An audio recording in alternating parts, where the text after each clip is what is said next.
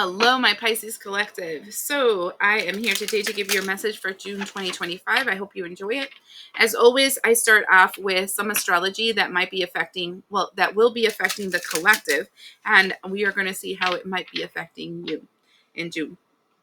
Now, because we have the Pluto retrograde until October 15th, and I know Pluto has a way of really kicking some people's asses into shape, we're going to be looking at Pluto every month.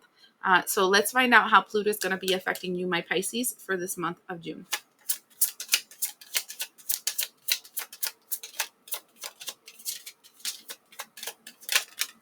Shit, because I got 4 cards. This one stayed out here on the side, so we'll look at that in a minute. This is interesting. The first thing we have is bathing ritual. With you, water spirit, I wash away what no longer serves me and drink in spells that call in healing. The second thing, so spiritual bath is not just external bath, but also teas and tinctures that you take inside yourself that are used to cleanse and purify your energy. If you don't have a bathtub, that's not a big deal. Usually what I tell people is prepare the water that you would use in your bath. So that would be boiling all the herbs and whatever in your in your stove, then transferring it all in a container, taking out all the additional herbs and so just the liquid. Then you go and take a regular shower, clean off your body, whatever, and then you pour a couple of cups of that stuff over your head. Usually I tell people ritual baths should be done at least 3 to 4 days in a row. And so keep that in mind. Also, drinking teas and tinctures that might be in alignment with what it is that you're trying to purify out. Look online what herbs that can be, and if they're healthy for you based on your well-being, right? Because not all of us are in the same health state, and there's some herbs that can negatively impact certain medications or certain states of being. The second thing that we have is the dark days of winter. I must seek to befriend the hidden parts of myself, the darkness that embraces the wholeness of who I am. So when it's talking about your darkness, I tell people a lot, you should really lean into your darkness and see it. And when people are dark, that means she's telling me that if I'm a sex addict, I should just screw everybody outside the world. Or if I have a problem with drugs, I should go and have a bender. Or if I have a problem with buying stuff or food, I should just go crazy. No, that is not it. That is talking about the fact that when those emotions come by, which it can be like the desires for sex, the desires to buy food, the desires for drugs, the desire for whatever it is, when it comes through, what that is leaning into it. So taking a moment to be present at that moment, what happened before, what happened after, what triggered that, and what kind of healing now should I do to help heal that trigger. So remember, this is cleansing. So let's say that your trigger is food. You got a trigger of food because you depleted your energy, because you did all this extra stuff and it drained you around this person. It drained you. So then you're like, what did this person do that made me feel drained? Oh, they started talking about all their problems of their childhood or whatever, and it triggered my memories of childhood. So now I know that the problem is that my drain, the hole that I have in my aura that flushes out my energy and exhausts me, that gave that person access to my energy, is a childhood wound. So now let's see what bath I can do that can heal my childhood wound. Is it connected to my sacral space? Let me heal my sacral space. This is what I mean about going deep into your darkness. It doesn't mean let me go screw half the world. Let me go take a whole mess of drugs. Let me go eat all this stuff. That is not talking to your shadow or was leaning into your shadow. Leaning into your shadow is literally leaning in, paying attention. What is triggering it? Why is it triggering it? What do I need to do to heal it? Okay, the next thing after that is Angelica. And this reminds me of Angelica root. Very, very beneficial in many different spiritual ways. It's kind of like an all-you-can-eat breakfast when it comes to spiritual stuff. It includes a lot of different aspects: protection, deflection, abundance, all kinds of stuff. You should look into Angelica root and how it can be beneficial for you.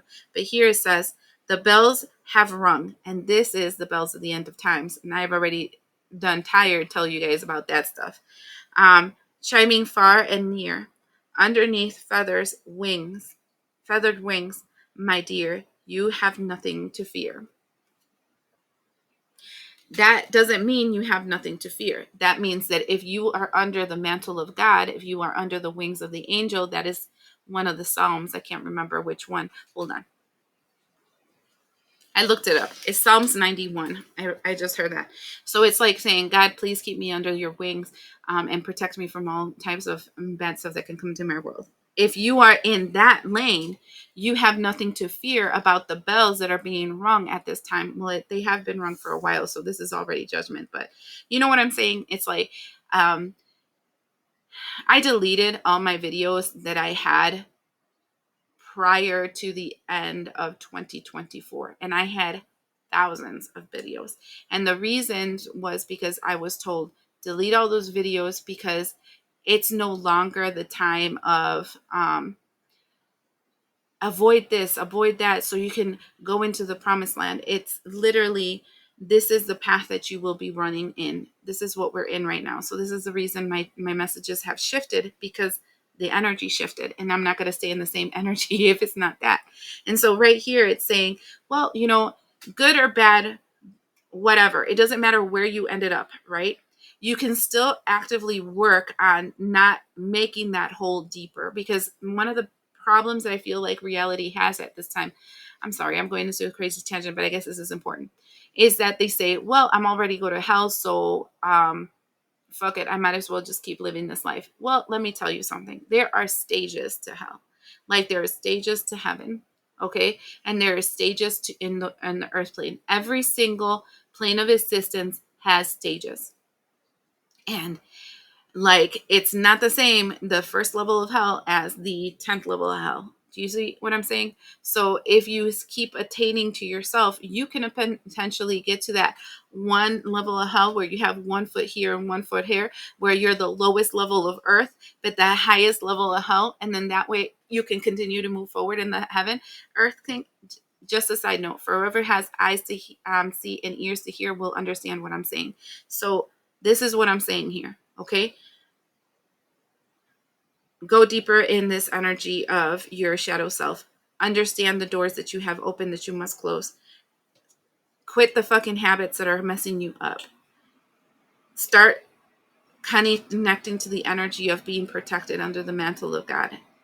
Cleanse yourself internally and externally. The next thing that came out, which was the one that came to the wayside, is this energy of calming. Now, wait a second. I like to look these words up when I don't know them. I have a dual language here, so there's a lot of words I don't know. And besides that, a lot of these words aren't even used in the English language that much. So we have this word of calming, and when I looked it up, it's talking about the call of the shepherd to his flock so that they can go in his direction. And this goes back to what I had mentioned before, and it's all over the Bible, but it's talking about those that know me know when I call them, right? And I feel very strongly that many people have been called in the wrong direction because they didn't know the word of God, or they didn't know the light that was inside of them, and they followed anyone that they perceived had a light, but they were all false lights. And there are so many people that are in this spiritual bullshit that is like completely off track. And it's fine. It's fine because that's where you are. And that's fine because everybody has to start somewhere, and then you have to awaken, right? I can tell you myself personally, there was many times I was led in the wrong direction. And then I was like, oh, wait a second, this doesn't smell right. And then I moved away from that direction and went the right direction. But each one taught me. Okay. So the calling is talking about hearing the word of God and going the right direction. Whatever I'm telling you, whatever sounds like the word of God to you, maybe you should listen and start moving in that direction, right? Next thing I'm hearing is, I am here, present, ready to answer the call. Hear my beating roar coming back home to me. Okay? So this reminds me of a song. I grew up in the Catholic Church very strongly, and I went to Catholic school. So a lot of the hymns, the songs that they used to sing, still really resonate very strongly in my mind. You can't remove that. Those are core memories. And there's this song that says, "Here I am, Lord. Is it I, Lord? I have heard you calling in the night. I will go, Lord. If you lead me, I will hold your people in my heart. And it's literally saying a walk in faith, knowing that the call that is being called to you is the right one. And, there's going to be times that you falter. There's going to be times that you might go in the wrong direction, but you keep trying to hear that voice and you keep trying to move forward in it. I can tell you, as you're releasing all these wounds inside yourself, you will find a lot of the call being directed to the wound that you have, right? And what you don't understand is that God says, pick up your cross and follow me, right? In other words, what he's saying is the only way to get to me is through all these wounds, because they're the way you got lost. And if you aren't able to follow me through your wounds and you try to bypass them, they will be the way that you will get lost again.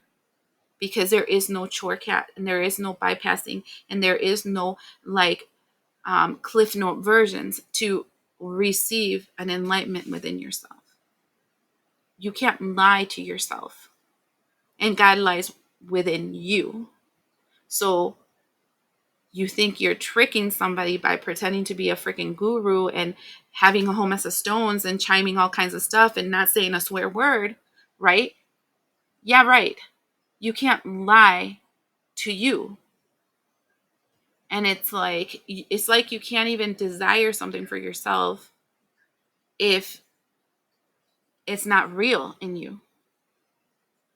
Like, I can say I want the most perfect partner, but really my life and my energy and the wounds that I haven't dealt with wants me to screw half the world. Well, I will continue to screw that half the world because that's my truth until I find that my truth is not my truth. And I start confronting that demon. And that's what I mean about that. This went into a crazy tangent of 12 minutes, but whatever, we're going to go with that. Now we have the energy of the full moon in Sagittarius. Mercury will be in Cancer. There's a sextile in Venus in Taurus, and this is all in June 11th. Literally, this is saying pointing your arrow in the direction of the people, places, things, and connections that you need so that you can manifest into this reality and cast the net into what it is that your true heart's desire wants. And this is important, those words, true heart's desire. Because if your true heart is bound by a wound, you do not want that partner. You do not want that job. You do not want to be whatever you say you want to be. You want to be what's bound in your heart. And this is why we do healing. So, interesting. So we have the energy of May. And that's interesting to me because I believe Aquarius got that reading of May. Was it in English and Spanish? No, it wasn't Aquarius. It was Capricorn in English that got May. So something in Capricorn has something to do with you. The next thing is Sun.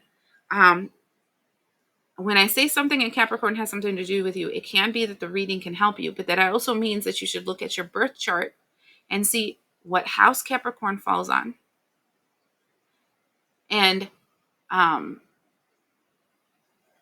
so that you know what you're bound to, because Capricorn also represents the devil energy, your contracts and your agreements. The Sun, happiness and well-being. And the third thing, Cain, pay attention to your health.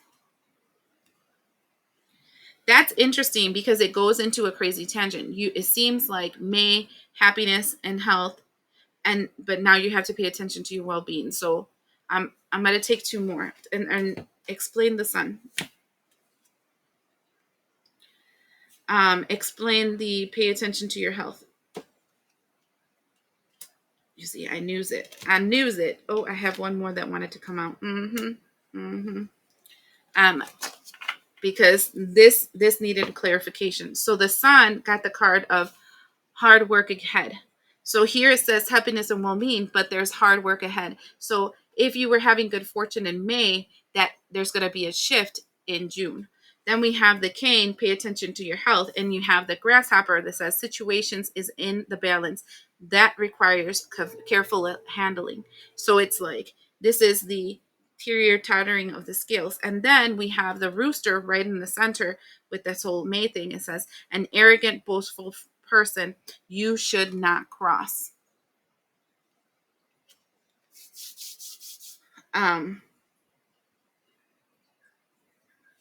That's interesting because that looks like there's something that is planned to come into your life in June that is going to rock your world.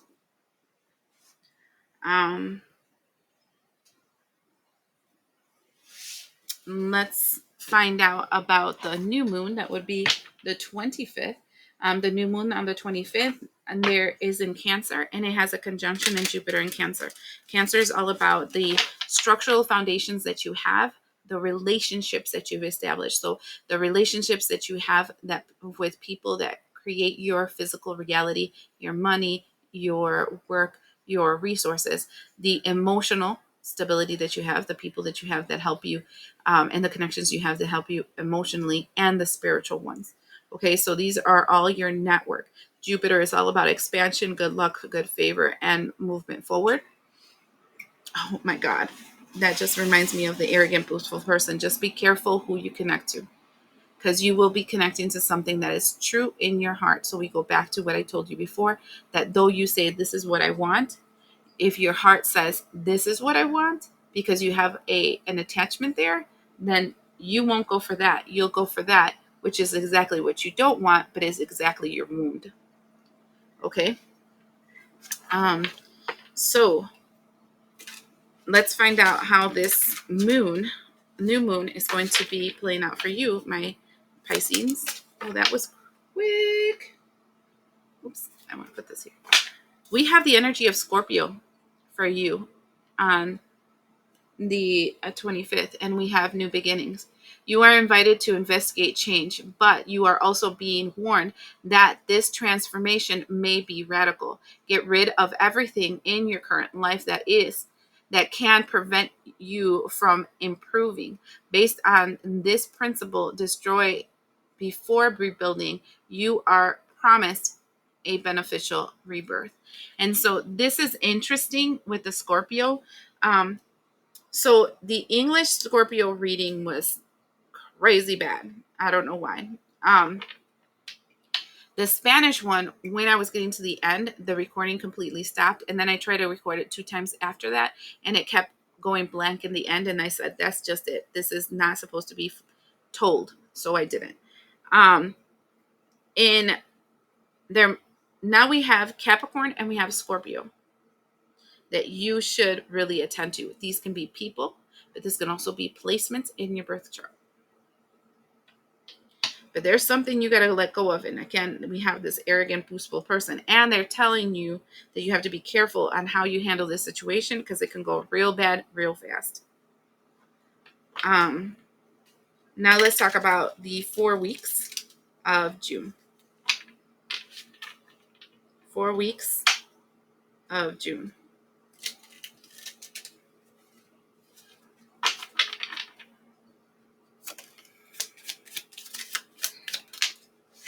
We start off the week with a contract. This is the Page of Swords. The Page of Swords is literally entering into an agreement. Then we have the Four of Pentacles. The Santa Muerte is pulling a guy from the bank. And then we have the Nine of Cups. I don't like the Nine of Cups because the Nine of Cups for me tells me personally that there is somebody making a wish. Okay. And so it looks like this does not look like you. This looks like someone is doing some kind of contract to hold your finances and your material well-being, to take away your wealth. And this can be in the physical or spiritual. Wow, on the bottom of the deck, there's the Five of Pentacles. Definitely, it feels like somebody's going to try to take away your spiritual, physical wealth. Second week. This reading is so harsh. Look at that. We have the Four of Swords, putting a last nail in that coffin. The Two of Swords, blocking your ability to move forward. The Two of Wands, blocking your ability to move forward. So they're assuring the way that this person is going to take your spiritual wealth or your physical wealth is by assuring that you don't put this last nail in the coffin, that you don't sever the connection with them, and that you don't sever and you don't walk in a different direction, which isn't the one that they want for you. Like, it's like you are tied to this, bound to this person. Was it of your making?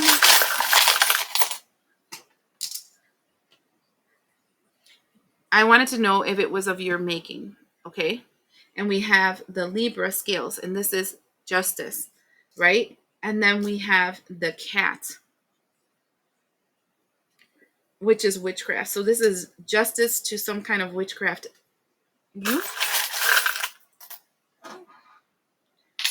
And I wanted to know if it was you, and I have the wasp.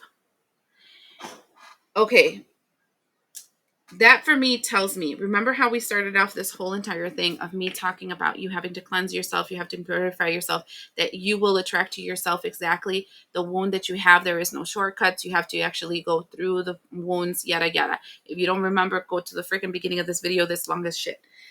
Okay, this tells me that you energetically, without knowing, did something to bind this person to you. So this is a binding ritual that you have to this person that is assuring that you don't leave them. And this is my problem with love magic. You know, people that do love spells, especially if they do tantric love spells, but if they do physical love spells too. And this is my problem with TikTok and all those damn shits that show a person, oh, all you have to do is take this candle and take this candle and then la la la. No, it doesn't work that way. Oh, all you gotta do is take this candle, and bloop, and it's gone. No, it's not. Doesn't work that way. Okay, there is no shortcuts to this shit. Energetically, okay, this can be through actual spell work, or this can be through your strong desire. You bound this person to you, and this person will you bound the devil to you, if that makes sense. And now you're going to want to let it go, and they're not going to want to let you go. And this is the arrogant boostful first, and this is why you have to proceed with caution. Because that can be obsessive compulsive, and that can be scary. Third week. If you are unsafe, you should go and find resources to get yourself safe. First thing that comes out is the Tower card. Shit is going to hit the fan. Then we have the King of Cups. And we have the Six of Cups.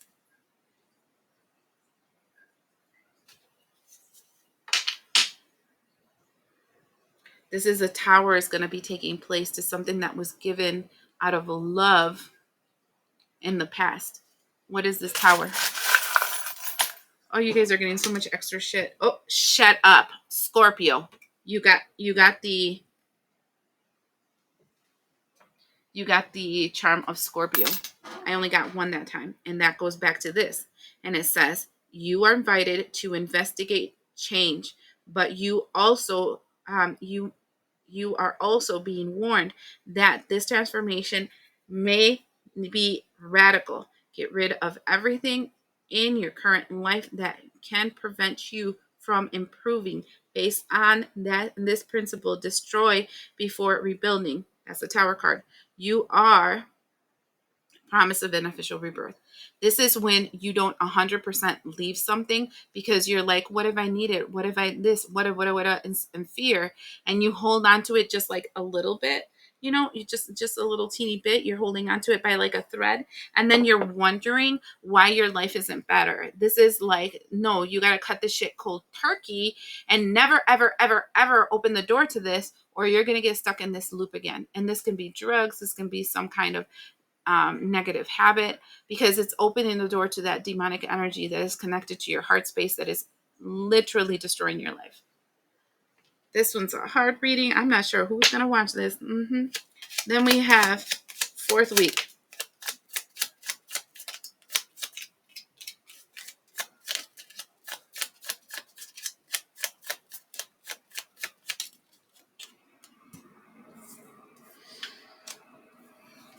Knight of Swords. Be careful with your mouth, is what I can tell you. Knight of Swords is quick with your mouth, saying something that with the Ace of Swords is going to cost you.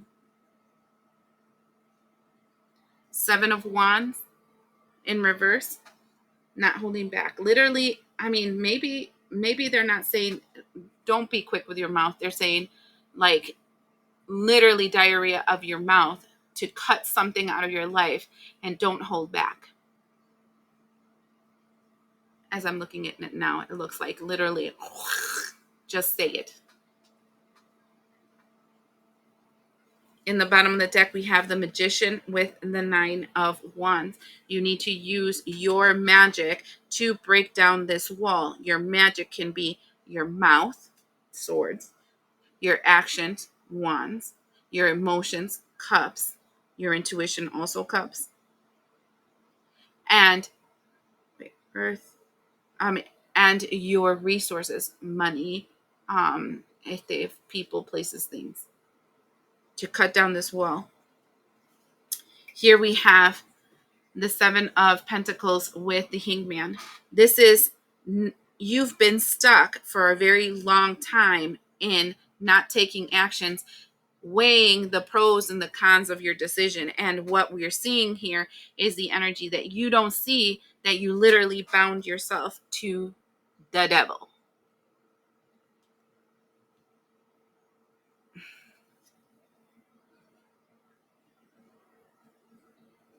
The only way to a better life, 10 of Pentacles, is through Hierophant. Hermit. And Hermit is literally really healing your wounds, really going within, really flying solo for a while. I feel like somebody here, when people are like obsessed with having a relationship because that's going to fix everything, instead of like trying to fix their lives and move forward and blah blah blah. It's like I need that second person because that's the person that's going to help me be able to be a guru or be wealthy or feel emotionally secure. And it's like then you become needy and clingy and codependent because you're the one that's supposed to help everything, and now my life is terrible because it's all your fault. And that's not taking responsibility with your life. That's placing it on another person, and that is a wound that you carry, that you're trying to deflect your responsibility in things. And so and if you're a child, you get treated like a child and you get no free will, you get no authority, you get nothing. And so it's like if you want to be an adult, then you have to take on the whole responsibility of adulthood, which is doing this on your own. I feel like I'm scolding somebody, and if somebody takes this as a scold, don't shoot the messenger. I feel like I'm just being told to kind of like, this is not new. That's all I heard. You've heard this before. I hope this helps you.